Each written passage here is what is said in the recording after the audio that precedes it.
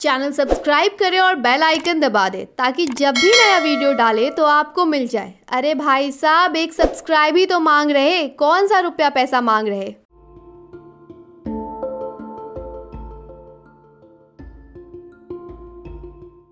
नमस्कार, मैं सौरभ और आप देख रहे हैं चौपाल.com। तारीख पे तारीख, तारीख पे तारीख और हर तारीख के साथ एक नई उम्मीद कि हिंदू बहुसंख्यक आबादी वाले इस भारत देश में हिंदुओं के आस्था के स्तंभ श्री राम के मंदिर बनने का मार्ग प्रशस्त होगा। राम मंदिर पर कोई फैसला होगा। सुनवाई लगभग पूरी हो चुकी है, लेकिन फैसला आना अब तक बाकी है। कितना अजीब लगता है ना।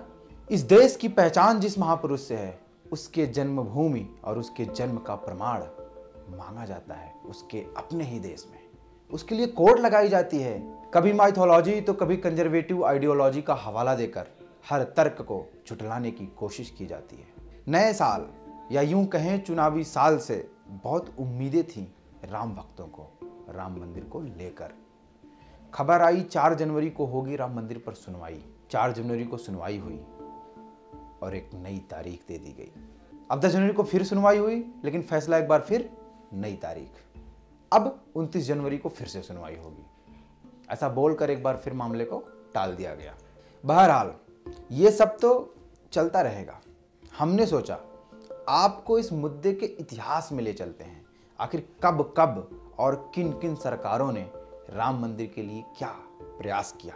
करीब 25 साल पहले नरसिम्हा राव की कांग्रेस सरकार ने अयोध्या में राम मंदिर के लिए एक अध्यादेश लाया था। जब राम मंदिर आंदोलन अपने चरम पर था, 6 दिसंबर 1992 को विवादित ढांचा गिराया जा चुका था। उसके 1 साल बाद 1993 में पीवी नरसिम्हा राव ने उस वक्त राम मंदिर बनाने के लिए एक अध्यादेश लाया था।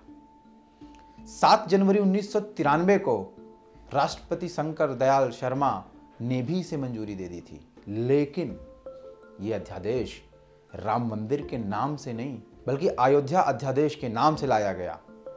मैं ऐसा क्यों कह रहा हूं, उसके लिए आप नरसिम्हा राव सरकार के इस अयोध्या अधिनियम में की गई बातों पर गौर कीजिए, जिसमें था लगभग 3.25 एकड़ की विवादित भूमि के साथ इसके चारों ओर की लगभग 60 एकड़ की जमीन को भी अधिग्रहित करना और इस पर राम मंदिर के साथ साथ एक मस्जिद भी और उसके अलावा एक म्यूजियम का निर्माण करना है। नरसिम्हा राव सरकार ने इस अध्यादेश के संबंध में सुप्रीम कोर्ट से सलाह भी मांगी कि क्या विवादित जमीन पर पहले कोई हिंदू मंदिर या हिंदू ढांचा था।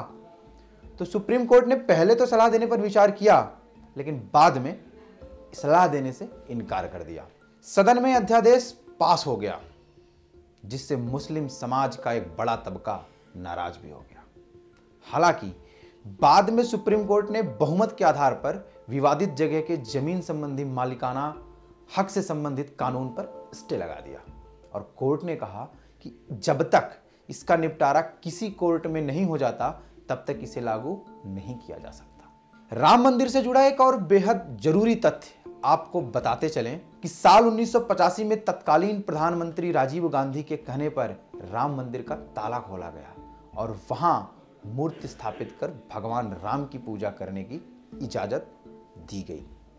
लेकिन राजनीति का खेल देखिए साहब, उन्हीं के पुत्र राहुल गांधी आज राम मंदिर के मुद्दे पर बगले झांकते नजर आते हैं।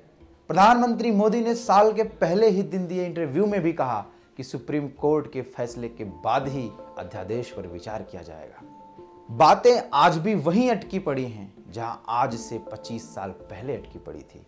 कोर्ट से तारीख पे तारीख मिल रही है और सरकार से आश्वासन पर आश्वासन।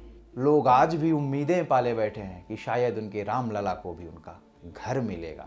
मुझे एक शेर याद आ रहा है, सब फैसले होते नहीं सिक्के उछाल के, ये दिल के मामले हैं जरा देखभाल के।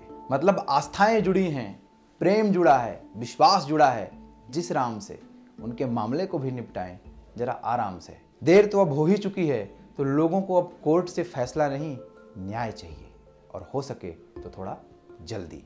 अगर हमारे ये वीडियो पसंद आया हो तो हमारे वीडियोस को लाइक करें और अपने दोस्तों के साथ शेयर ज़रूर करें और कमेंट के लिए अलग से थोड़ी कहेंगे वो भी कर ही दो। देखोगे चौपाल तभी तो बढ़ेगा भौकाल।